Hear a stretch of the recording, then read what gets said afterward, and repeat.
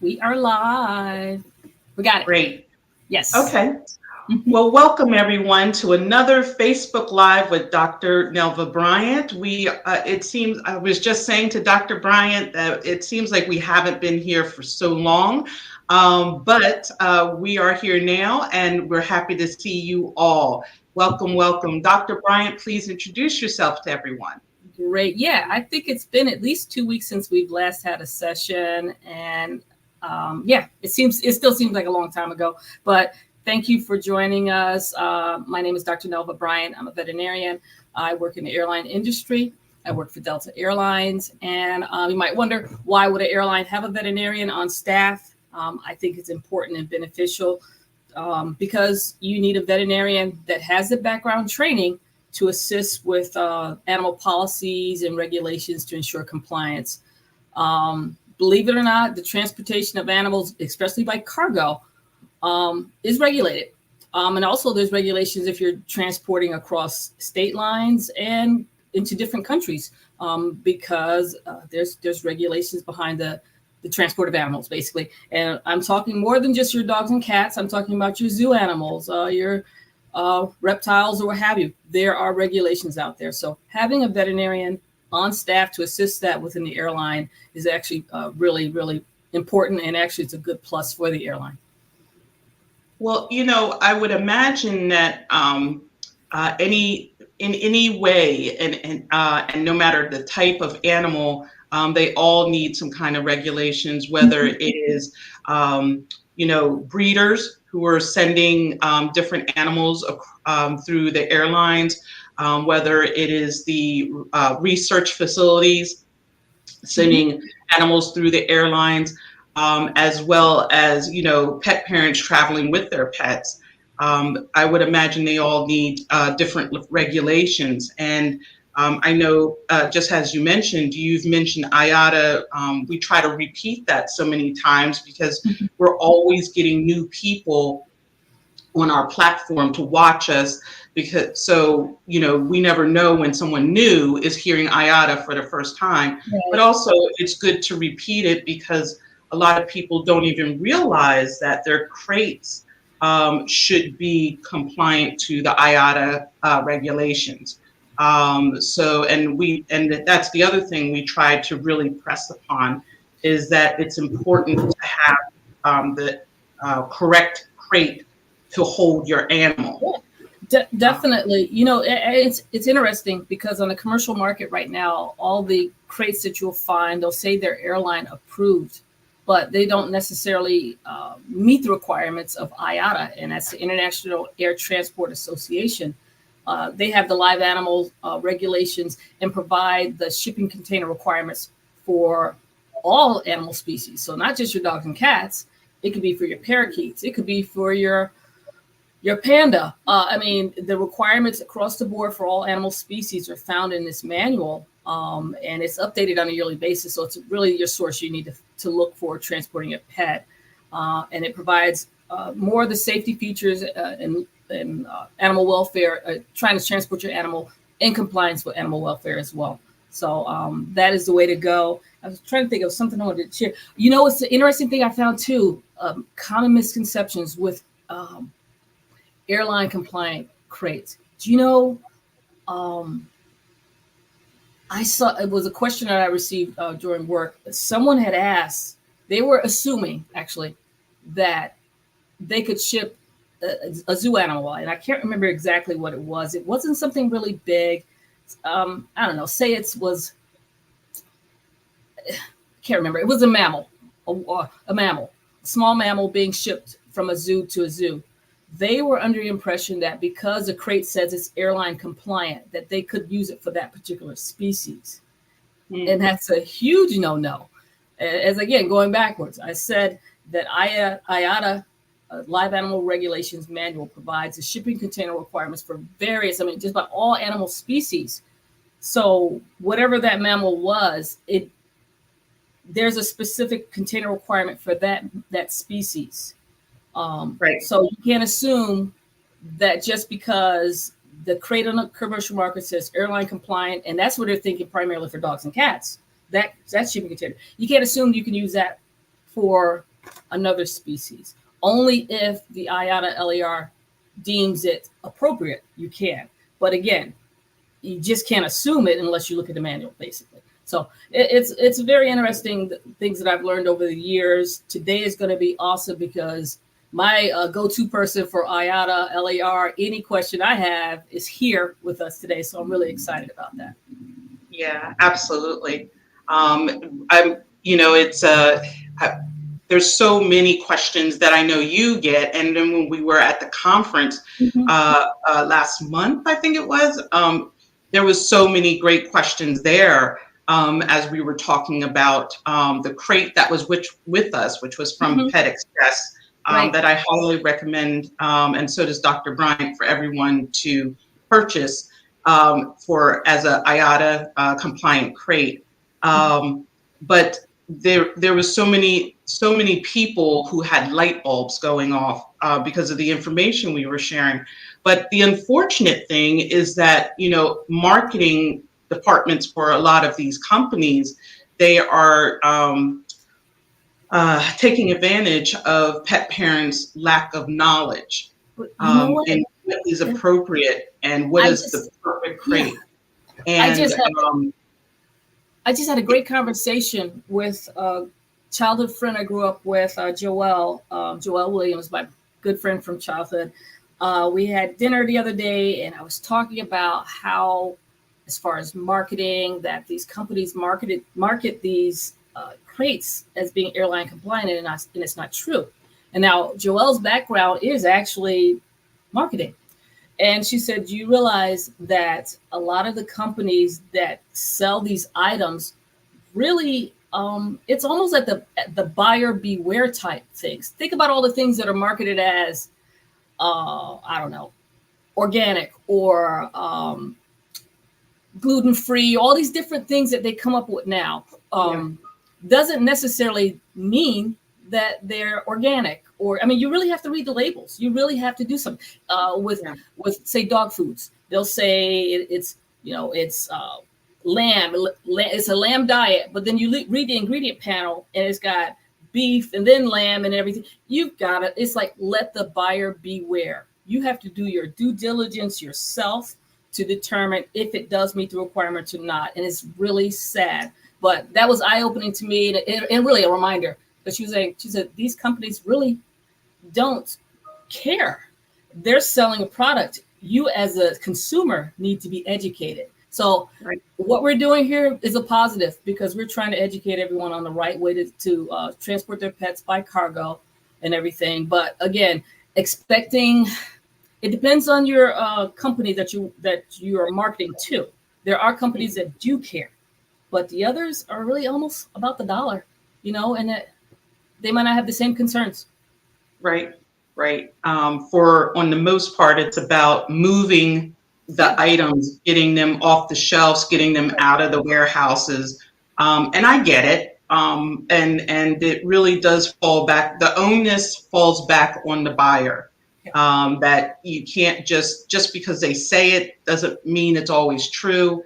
And that's what's so important about what you're doing, Dr. Bryant. And that's constantly reminding people that just because the box says airline compliant does not mean you should put your cat or dog into that crate and put it underneath that seat, or even more so in the cargo. Right. Remember that example we showed during the presentation I did at the expo, that TikTok video where this dog was just chewing out of this so-called airline compliant crate, and it was thin as I don't know what. It was just chewing his way out. And again, this was a so-called airline compliant travel crate for pets. So, yeah. And I think people have to remember that, animals really are just like us. If you're scared and you're frightened about your surroundings, they get fight or flight instincts too. And most often it's it's both. So they are really going to try to get out of those crates, and especially if something falls on it or whatever the case may be, they don't want to get hurt. They want to get out of that situation. Right. And if they break through the crate, well, that just means they're getting into even more danger, because now they're inside the plane or they are out on the tarmac, Right. somewhere where they are not definitely safe. Right. Yeah. No, that's Well, what we're trying to keep everyone safe. Let's keep our pets safe. Let's make sure they're in a compliant crate, IATA compliant crate. But yes, keep going, lady.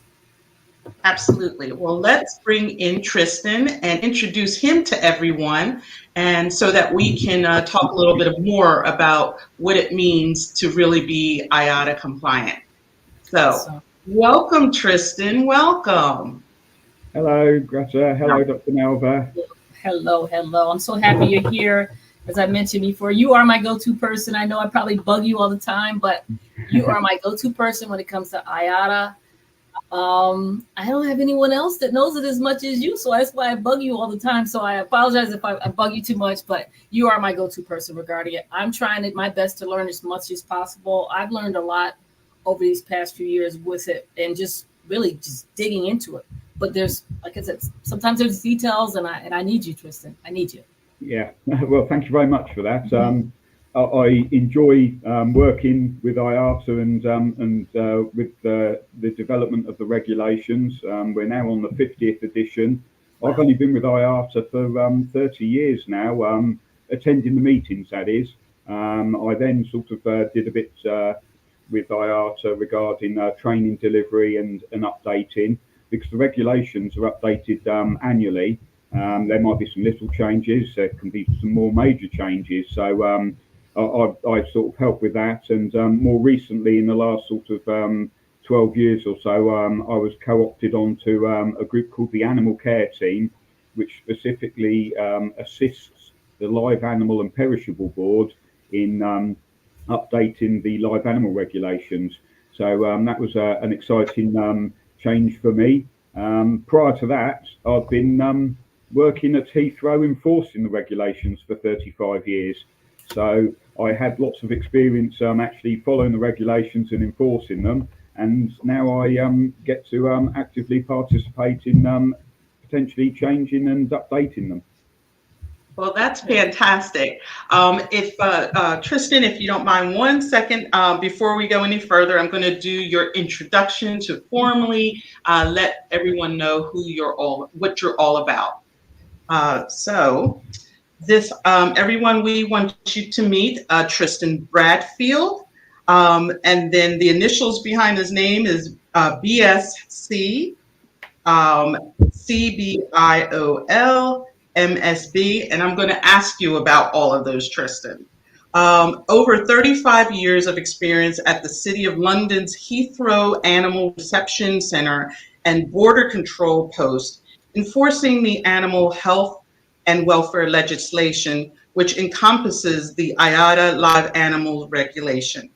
Management of the team of 62 staff, including supervisors, animal health officers, interns, and apprentices.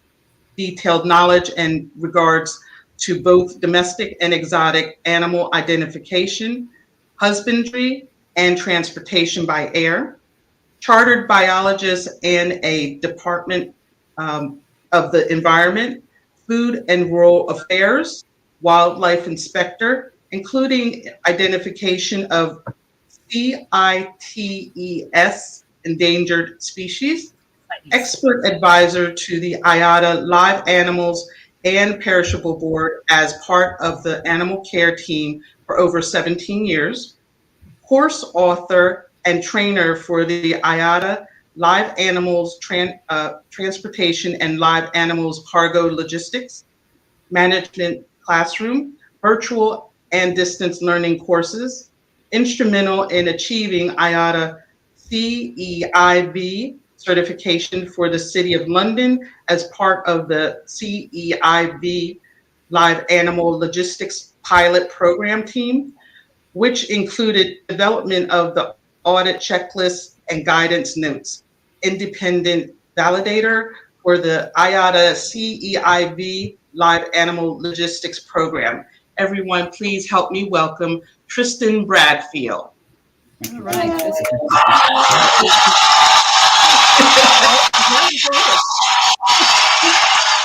Our time there. Awesome. Tristan, you're amazing. That's all I know.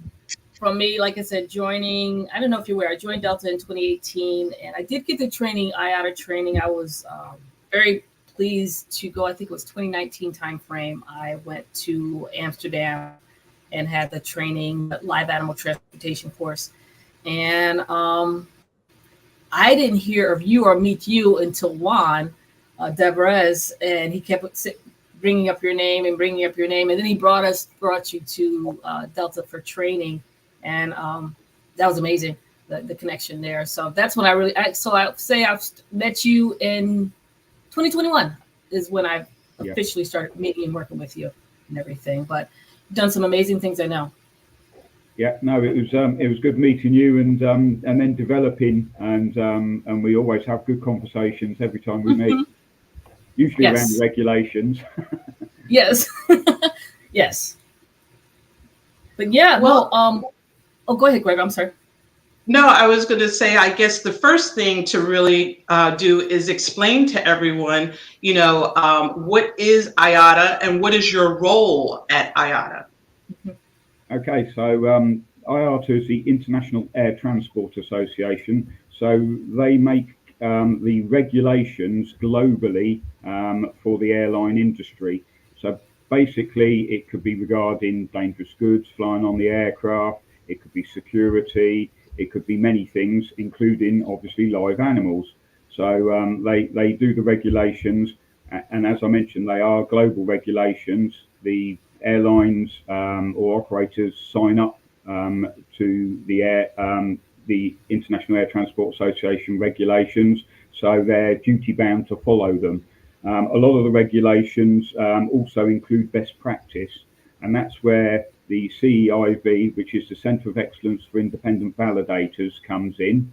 It's a fairly new program that goes into companies who request it to audit them, to not only make sure they're following the live animal regulations, but also if they're doing best practice and actually having a higher quality service than just the basic minimum. And my role, as I mentioned, is to help support and advise IATA and the Live Animal Perishable Board in making decisions. So I might be tasked to go away and do some research or find out some information and have input in various different meetings regarding any live animal transportation. But I'm not just the only one. There's 3 of us on the animal care team. So I'm one of 3. That's awesome. Wow. So, like, you would think after so many years that you've been working with IATA, there wouldn't be more rules. But do you find that there is a lot of different things that need to change all the time, and you'll be at this for some time? Yes, there's always changes to be had. There's always improvements to be had. It's not just the board members; they're the ones that make the decisions. But other airlines, operators, pet shippers, they can all have an input. And if there's a justified reason for updating or changing the regulations, then this is considered by the board. So new technology coming in place, or indeed there might have been some issues with a particular species or a breed of dog or cat, and therefore they'll look at this and try and improve how the air transportation goes from right from the beginning, from the shipper all the way through the transport process and then to final destination. So if there can be any improvement within that transport chain, then that's what they're looking at. That's great. Let's see. Who do the regulations apply to, and what regulations apply for dogs and cats? So the regulations, as stated within the live animal regulations, they apply to not just cargo, which many people believe that's all they apply to, but also to baggage as well. So if you're carrying your animal on the aircraft in the cabin, or indeed it's going as checked baggage, the regulations apply to you. And of course, any of the airlines that are signed up, which is about 95% or so of the airlines flying globally, then they must follow these regulations. So there's a whole list of countries that are signed up to the law. Then there's the airlines. There's also CITES, which we mentioned earlier. They're the Convention on International Trade in Endangered Species of Wild Fauna and Flora, so that's plants and animals. They've signed up to IATA as well. So any animals that are classed as endangered species, they would also need to be compliant with the live animal regulations as well. So looking through from that, what applies to dogs and cats? Well, in the live animal regulations, we can look it up, and there's a list of many different species of animal, and it tells us that domestic dogs and cats come under container requirement number 1. So therefore, we can look up the requirements for those dogs and cats. But what many people forget is we're not just looking at the container requirement for the dogs and cats that are domestic. We need to look at some general container requirements as well. And a lot of people skip over those and go straight to the dog and cat container requirement, and sometimes miss out some of these really basic requirements. I heard you speaking a bit earlier about animals escaping on aircraft, which was quite interesting, and that's one of the requirements in the general requirements. If the animal manages to escape from the container, it means that the container was not compliant with the regulations. Okay, it's a bit of hindsight if the animal does get out, but if the animal manages to escape, the container wasn't compliant. So it should be built in such a way that the animal can't escape, even if it involves the animal trying to chew its way out, claw its way out, or by any other means. So I got a question on that point. So with taking the example that we talked about earlier, shouldn't I would think that the important thing is to get back to the manufacturer, the company that sells this crate, to let them know that their crates are not compliant. So I guess I'm asking in a way, if that happened to my cat or dog, would the first recourse be to contact the store that I bought it from, or contact the carrier company and let them know? And then more importantly, doesn't the carrier company have a responsibility to either make change or just shut down because apparently they have defective product? It's as you were mentioning earlier, potentially buyer beware. There's lots of information out there saying that they're compliant, etc. It depends on if you're buying it new, or you might be buying it secondhand off of one of the many websites where people are selling their containers.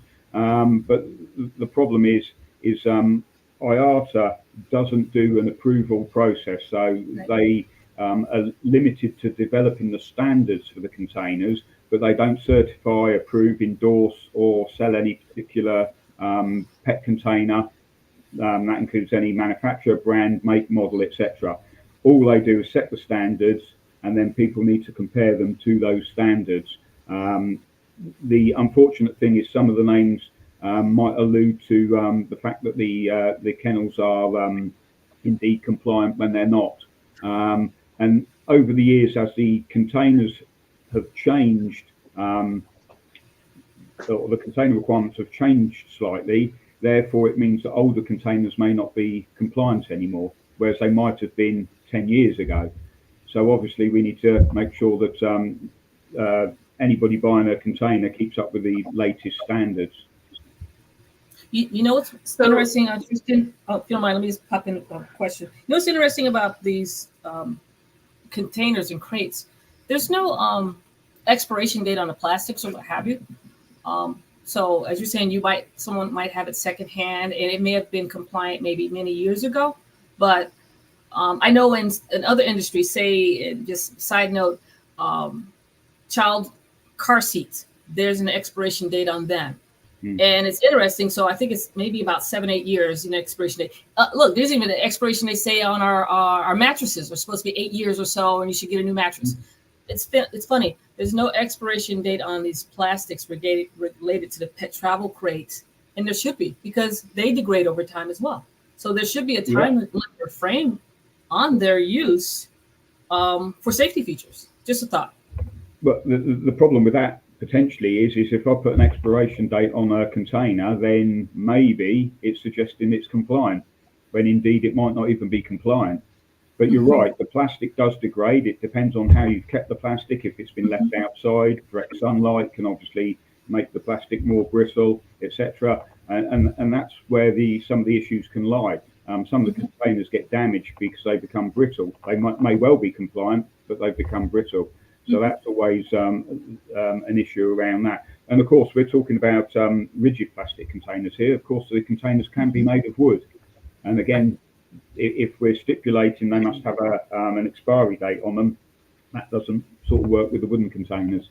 So I understand where you're coming from on that, and it's potentially a good idea, but it is difficult to obviously pass that information across to the general public buying containers. So what they really need to do is get a copy of the regulations and compare what it states in the regulations to what they're actually buying, and hopefully make a wise decision. Or indeed they could use a professional pet shipper and get information from them as well.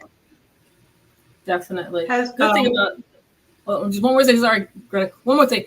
Good thing about the IATA LER is that the container requirement number, CR number 1, is readily available online for folks if they want to get access to it. They can print that out, take it with them to a PetSmart or wherever you're going, and start comparing the standard to what's on the market. So that's a great thing. Some of the other animal species, say if you needed a CR 16, 13, what have you, you'd have to buy the manual for that animal species. But the great thing is, for dogs and cats, it is readily available online. Yeah, for the domestic dogs and cats, you're right.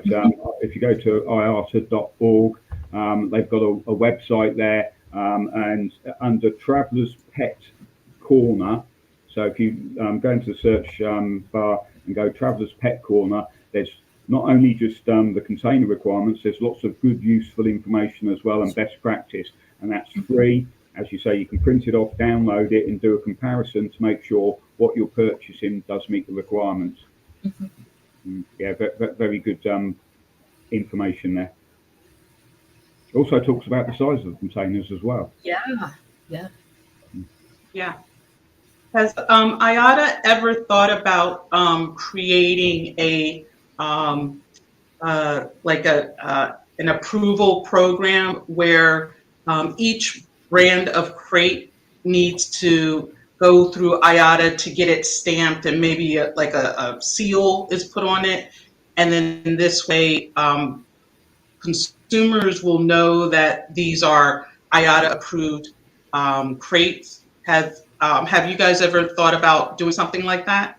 I know it's been considered more than once, because I've been involved in a few initial questions around an approval program, but there is a problem. As soon as you approve a kennel, if it then becomes not compliant, how are you managing that? And again, the kennel could be dropped and damaged. It could become brittle and therefore effectively escape. The animal could escape from the container. Indeed, there could be some other issues with it. We also see as well that even though the container might be compliant, if you put an animal in that's too big for the container, instantly that container is not compliant, and there's no control over that. So that's the problem. Therefore, there's no approval program in place because it's too difficult to manage the program. And again, it could be misleading, a bit like the expiration date. If you put it on there, you're suggesting that it's actually compliant. It might have been compliant at the time the test was completed on the container or the check was completed on it, but then immediately afterwards, if it's damaged, it's not compliant anymore. It's a bit like the safety check on your car. You go and have a safety check, and at that moment, you know it's compliant. If you drive it down the road, you might hit a pothole and damage the vehicle, and it's not compliant anymore for some reason. So similar to that. Yeah. Well, you brought up an interesting point. So how big should the container be? Where can I find this information? Again, on the Traveller's Pet Corner on the website, it gives you the information, but I can briefly go through it. Basically, what you're looking at is you need to get your animal to stand in a natural position and then measure it to its highest point, which is usually either the top of the head or the tip of the ears. That gives you the height of the animal. Then you need to measure the length of the animal from the tip of the nose to the base or the root of the tail. That gives you the length of the dog. We then need to measure or measure its elbow length. So that's the elbow down to the floor, and then we take half of that measurement. And then we need to measure the width of the animal as well at the widest point, which can be across the shoulders, or it can be across the stomach region, depending on the size of the animal. And then we can use that in quite an easy formula. So we would take the length of the dog plus half of the elbow length for the overall length of the container. Bearing in mind these are minimum internal dimensions. A lot of the rigid plastic containers will have these dimensions written on them, but they're the external ones. What we need to do is make sure we're looking at the internal dimensions of the container. So that's how we get the length. The width is twice the width of the animal. And then the height of the container is the height of the animal plus any bedding that may be in there. So people sometimes ship their animals with a minimal bit of bedding. Other people put 3, 4, 5 inches worth of bedding in there. And of course that reduces the height within the container. Again, there's a diagram on the IATA website, shows you how to do the measurements, gives you the formula. But there is one overarching requirement on top of that, is a mandatory performance requirement, which basically means that each animal in the container must have enough space to stand, to sit erect, to lie in a natural position, and to turn about normally while standing. Bit of a mouthful, but that's basically how you would gauge if the container is big enough. So the measurements and the formula give you a very good idea, but it still needs to meet these mandatory requirements. Love it. Thank you for the detail on that, Tristan. Because again, comparing it to the airline compliant ones, they go by the weight of the pet, and you know that's not the appropriate way to do it. It's their dimensions, the size dimension of the pet, not their weight, and that's where a lot of people run into troubles with that. I'm sure. You've seen it, and I've seen situations where pets, and I'll just say, well, a lot of cats and dogs, but primarily I see it in a lot of dogs, where they're put in a crate that they were once potty trained or house trained in, shoved in there thinking that would be appropriate. And unfortunately, an airline would allow it. And that's not good. That's really, really bad for that pet. The size of the crate is an animal welfare regulation. It's against IATA. So as you said, if they're in a crate that's too small for them, even though it could follow IATA standards, it is not compliant because it's too small for that pet. And the issue, as you mentioned, about welfare standards as well. Many countries use the IATA live animal regulations as part of their national legislation, which means some of these airlines could be fined or prosecuted for the arrival of the animal in a container that's too small. And just because some airlines accept it, maybe because their staff aren't fully aware or properly trained, it doesn't mean that the animal on another airline will be accepted. And again, that can be an issue. If you turn up to the airport and think your container's compliant and it's not, that can cause some major issues, and you may miss your flight, or the animal may miss its flight as well. Yeah, in the U.S., our standards are a little bit different. We follow USDA animal welfare regulations. That's usually the standard that most will follow. But as you know, the USDA regulations, I believe they were written in 1966, so they're a little bit outdated. They've made some adjustments over the years, but it has not really given us more detail on as far as that's needed that IATA does. And that's why as an airline, we're complying with IATA. We're a member of IATA. And also we're complying because we feel that they have better standards as far as animal welfare than our routine USDA regulations. And trust me, I've been pushed. I've had customers saying, this is domestic. This is how it's done. And I said, well, as an airline, we have the right to be more stringent if we want to be. And if we want to comply with IATA LER for the safety and welfare of animals during transport, that's what we can do. And that's our prerogative to do so. And that's what we want to do to ensure their safety and everything. But in the U.S., you're going to get it's just variations because everyone was following USDA animal welfare regulations. Then also, I hate to say it, but you didn't have any veterinarian on staff to assist and ensure all of these changes too. So there you go. But I do agree, and we are, as far as a country, starting to adopt IATA LAR regulations. I know U.S. Fish and Wildlife Services definitely, if it's a CITES protected animal, as you said earlier, they must comply with IATA. So it's slowly trickling in our regulations, but it's not as simple as you would think or easy to do to make that change, a regulatory change like that.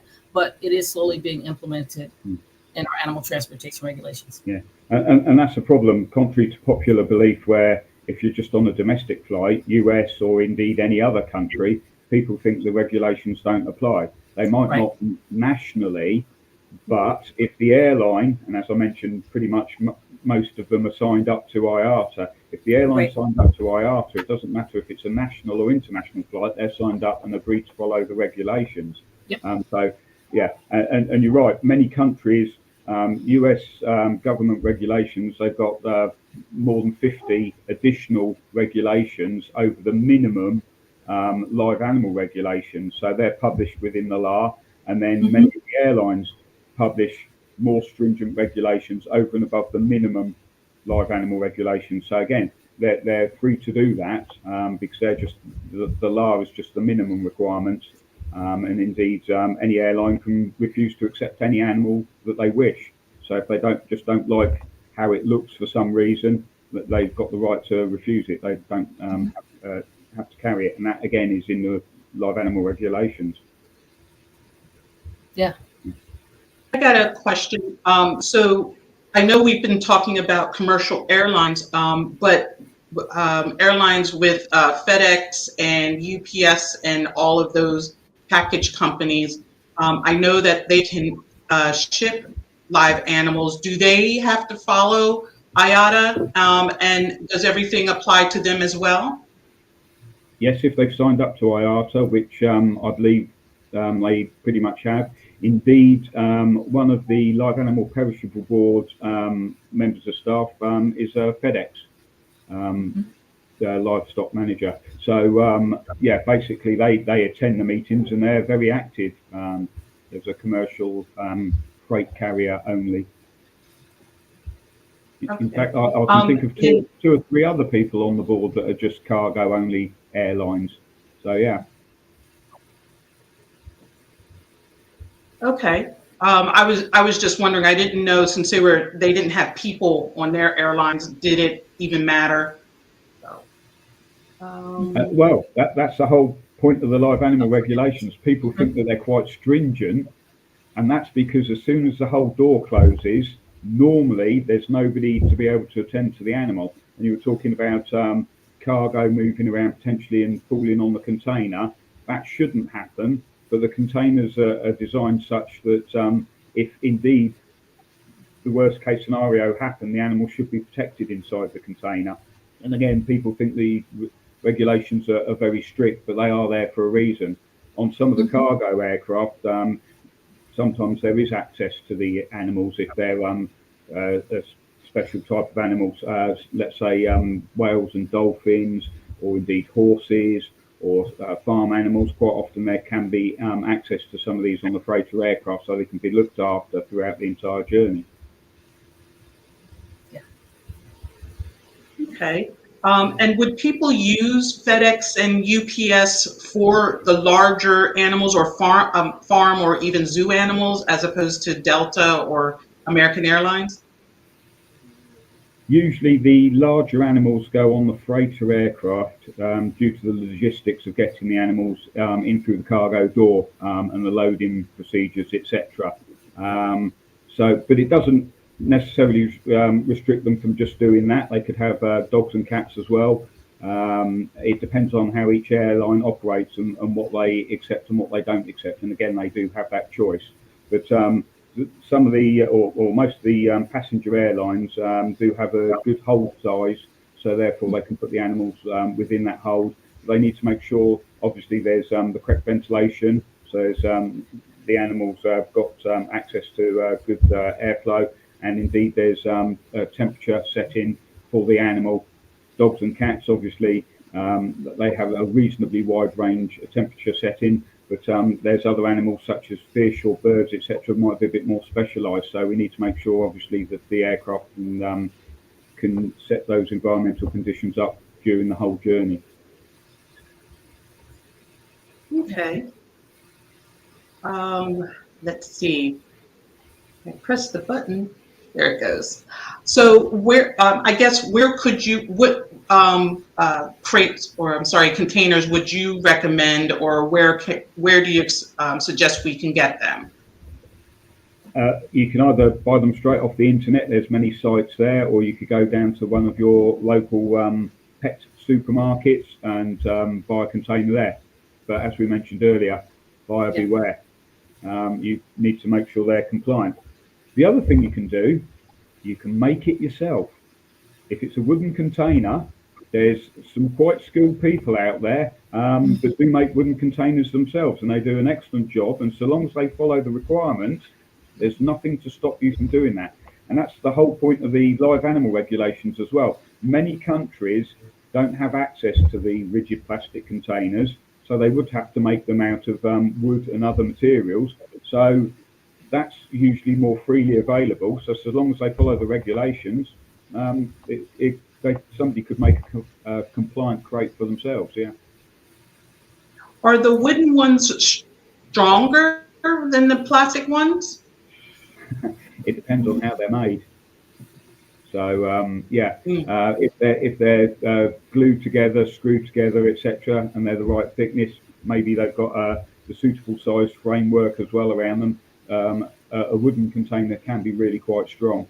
The main issues that we have on escapes is usually when the air ventilation openings are actually too large and not compliant. There's a regulation that says that they can only be 1 inch diameter, and the squares on the welded wire mesh can only be 1 inch square. This is for dogs. For cats, it's 19 millimeters or 3/4 of an inch.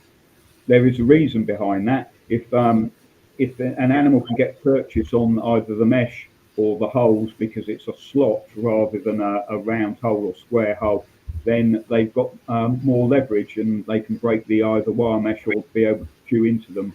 So quite often you see a dog will turn its head sideways and actually bite into it and manage to break some of the welded wire mesh.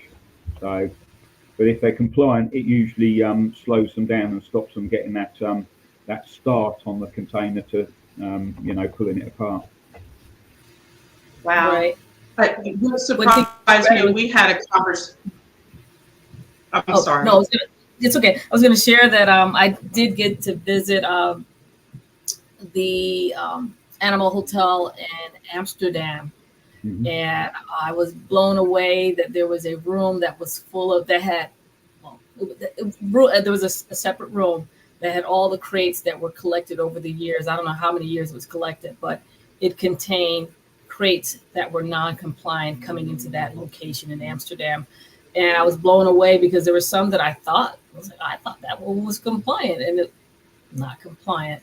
But it's amazing. And you mentioned a little bit earlier, Tristan, that since your country has adopted not into their regulations, if they come in with it, it's a violation, and then the pet owner will be required to change that crate coming through that location and everything. So, but it's just interesting to me. So then in your country, then these crates are readily available on the commercial market. You can very easily find them compared to ours in the U.S. You go to a PetSmart or a Walmart or Petco, you're not going to find it. You'd have to best go on the internet. You've got a better chance of finding them in the US at the moment. You think so? Some of the rigid plastic containers, the new ones that are being produced, as far as I can see, are compliant. The problem is, and do note this because I was told this by somebody shipping out their pet dog, that they saw one on the internet and they looked at the mesh and it was all square, and rather than the slots, it was square mesh and everything, and they made the purchase, and what they received was similar but not identical. So it was an older design rigid plastic container, which isn't compliant, but the picture was of a compliant one. And that, luckily they picked that up and they asked me about it. They picked it up, it was sent back, and the right container did arrive. But because a lot of the manufacturers have changed what they're producing now, and they quite a lot of them have now become compliant. The problem is there's some older containers out there, so it can be an issue. Right. And of course, just because the airline, everybody thinks the airline's accepted it in one direction, and when it gets to final destination, that's when it's realised there's a problem. At Heathrow, we've got every day we get boxes that are not compliant, so we get a stack of old boxes there as well. Quite often, the airlines rely on a ground handling agent to do the acceptance for them. So it might not be the airline staff, it might be an employed ground handler. So again, they lose a bit of that control at the acceptance stage, which can cause some issues.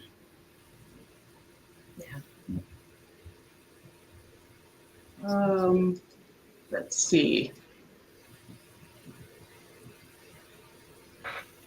So, do animals get stressed during the flight? Simple answer. I would think yes. Yes, of course they do. As you were talking earlier, animals instinctively fear the strange environment that they encounter during transportation. So anything from movement, vibration, if there's a lack of water or food, inadequate ventilation, animals are more perceptive than we are. They can pick up on a slight lack of ventilation, maybe a bit of overcrowding, unfamiliar surroundings, and any quick changes in lighting conditions, unfamiliar human beings moving them around within the warehouse environment or even in the terminal building. And then, of course, one of the key things is if the animal hasn't been acclimated to the travelling container, so they're not used to it. I've got a very quick example. We had a large Labrador come in to Heathrow. It was being shipped out. It was slightly overweight, and within minutes of it being accepted by the airline in a compliant container, the dog had collapsed. So we got straight out there with veterinary treatment. We had to intubate the dog to get some air going into its lungs. Its lips and tongue had gone blue. There was diarrhea and mess in the box, so it was rapidly dehydrating, so we put fluids in and everything. Within an hour or two, the dog was up on its feet, having almost died. It was up on its feet and okay. When we investigated, it turned out that the dog had never been in the shipping container. There was no bedding that it was used to, so with its own smell or its owner's smell on the bedding material. It didn't used to do car journeys, so it'd gone to the airport in the car. And yeah, it just got so stressed that it basically collapsed. It dehydrated very quickly and collapsed. But yeah, so stress, people say stress can't kill you, but I'm afraid it can. It's a major link to something that can. So you've got to be very careful. Wow. Yeah. Well, definitely what you had mentioned, it all leads back to what Dr. Bryant has been talking about for so long, is that pet parents, and not just pet parents, anybody dealing with animals that they have to transport, they need the practice leading up to getting on that plane. They need to get acclimated to the crate, comfortable, and even think of the crate as home. We've talked about, sending it with its own blanket or something from home that's familiar. And just to eliminate some of the stressors they're going to go through, that has to happen. You can't just stick them in a new crate, stick them in the car and expect them to go because they just don't know what is going on. Yeah. So, definitely. It makes me wonder in your situation there too, Tristan, did they potentially give that dog maybe a sedative or something? Because that's something for them to crash like that. What pet owners will do sometimes is they'll give them something and they figure one is the dosage, we'll give them two is better, not thinking logically that, okay, you just overdose your dog and everything, but was he given something? Do you know? So there's an issue around sedatives, and it's highly recommended that you don't sedate your animal. Mm-hmm. As you say, people think, well, yeah, it needs one, but I'll give it two. And many vets globally don't realise the effect of altitude on the sedatives or the tranquilizers as well. The owner might not even tell them that their animal's for air transport, and therefore they might not even have the chance to then prescribe the right dosage. So because the aircraft hold and the cabin are pressurized at an altitude equivalent to about 8,000 feet, so 2,440 meters, and this has an effect of lowering blood pressure slightly, which is what the tranquilizers or sedatives do as well. So then you've got the double effect. And the best way of giving you an example of that, it's like us humans sitting in the cabin, having a drink, having, let's say, a gin and tonic, and enjoying the flight. And then we realise actually we're slightly drunk, but we've only just had the one gin and tonic because it has a greater effect. We're flying at altitude, and our body reacts slightly differently to it. And this is the same with animals. And indeed, we've seen animals that have been sedated and taken 2 or 3 days to fully recover from the sedative. And at Heathrow, last time I looked at the statistics, basically any pet dog or cat that arrived and unfortunately was dead on arrival, which is very rare, by the way, they'd normally been sedated. And of course, there might be an underlying medical condition that nobody knows about because it hasn't manifested itself until the conditions on the aircraft with the altitude and the sedative at the same time bring on these additional underlying medical conditions. So that's usually not good for the animal. So it's highly recommended. Acclimate the animal, your pet, to the container before shipping. Excellent. That's the best way of reducing stress. Yeah, we've also connected with Gretchen. Gosh, Gretchen's last name I keep forgetting. Beckert. Gretchen Beckert. She is actually just had basically our discussion was on using sound therapy or sound treatments to get your pet acclimated to the sounds of the aircraft. Changing just the different sounds that you might hear to get them accustomed to hearing it, so they're not stressed out when they hear them. So trust me, Tristan, through these sessions, we've met a lot of different people with different ideas of music therapy. We got sounds music for pets, and then Gretchen talking about the actual sounds that they might be exposed to, getting them acclimated. And according to her, on YouTube, you can find sounds for anything, and just keep playing them and let them get accustomed to it so they can now know. So if they hear it, they're not freaked out like, oh my God, what's that? They're like, oh yeah, that's normal. Something like anything like that. If it works for your own pet, then it's got to be good. People use rescue remedies or herbal remedies and things like that. Again, they work for some animals, others they don't. But if it works for your own pet and you know your pet, then that's what you should use. Yeah, definitely. Definitely. Well, Tristan, do you have any tips for people that you found to be best practices in either pet parents going with their pets on flights, or even shippers who are sending pets through those pet transport companies? Are there any tips that you found to be best practices? Best practice. Well, there's one for the brachycephalic breeds, the snub-nosed animals. Best practice, and it does mention it within the law as well, a bigger container, either the next size up or making sure it's at least 10% larger than it would normally require to give better airflow. If you're traveling in the cabin of an aircraft with your animal, please note the regulations do apply in the cabin as well. There are some exceptions. So we note that you don't need to have a rigid container like the plastic ones or the wooden ones. You can have a soft-sided bag, but do note they should have 16% ventilation of the 4 sides. Most of the soft-sided bags don't have enough ventilation, and it can be a problem.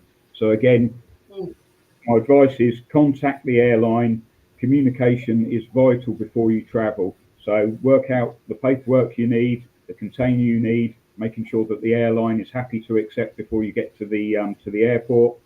And again, if you're using a shipper, there's many professional shippers that can be contacted through the International Pet and Animal Transport Association or the Animal Transport Association. They're the two main global ones that people can find pet shippers and indeed ask them questions about the entire process, so you can get an idea of what to expect. And of course, things don't always go as smoothly as you might expect. How many times have you been on an aircraft that's been delayed? So again, the regulations are in place to compensate for delays if they're short or long term. So again, that's why we need to make sure we've got everything in place. It's good communication is key. Awesome. That's fantastic. I forgot to ask this when it was brought up, but when you were talking about sedatives and how that's a no-no, and there's an effect with that because of the altitude and everything. I wanted to ask you, now people are jumping into the wild new world of CBD. And I wanted to ask, does IATA have a view on that, or do you know if CBD has a adverse reaction to the altitude as well? I would imagine that there is, but I don't know for a fact. Usually the effect of altitude and the lowering of the blood pressure affects most things that you take. So if you're taking a tranquilizer, a psychoactive drug, anything like that, they usually all have a more adverse effect. So again, it comes under the section that does say psychoactive drugs. So I would imagine CBD comes under that. So it's all part of the same group.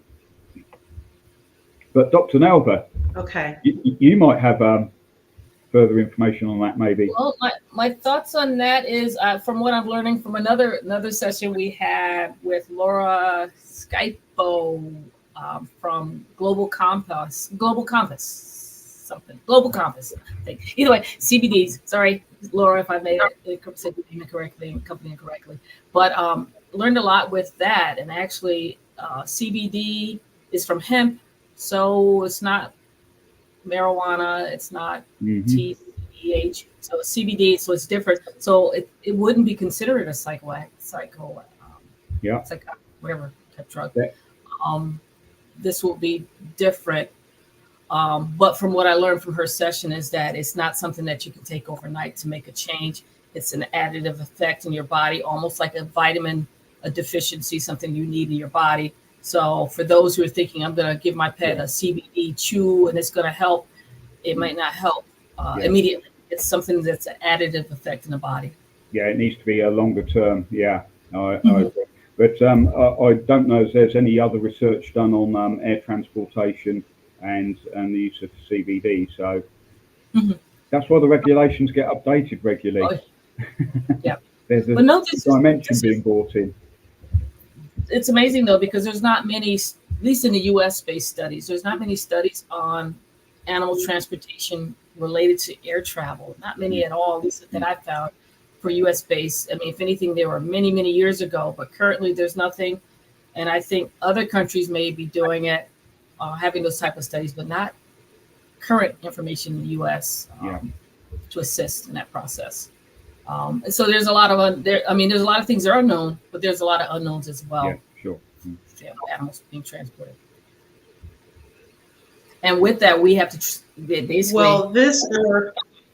on human studies is again, but so go ahead. I'm sorry. No, I was just going to say this hour has flown by so fast. It seems like we just started. And I'm so appreciative of Tristan taking out some time to get on here with us. And answering questions and talking more with all of us about traveling with pets as well as different animals. Is there any last minute things that either one of you want to say? I'm good. The only thing I've got to say is thank you very much for having me on your show. The pleasure is all mine, and I hope everybody got some good information. And good luck, everybody, if you're shipping your pet animal around. Again, communication, and just follow the best practice. And look at the IATA website for lots of good tips. Excellent. Yep. Absolutely. And buyer beware. Yes. Yes. Be careful. Yep. All right. Well, thank you, Greg. We're all set. Okay. Well, thank you, everyone, for joining us again for another Facebook Live with Dr. Nelva Bryant. And today we had Tristan Bradfield from IATA. I really hope that you got a lot out of all that we discussed. And if you have any other questions, please reach out to Dr. Bryant so that we can help you with your questions and concerns. For now, we'll see you next time. Bye-bye. Bye-bye. Hold on, Tristan. Got it.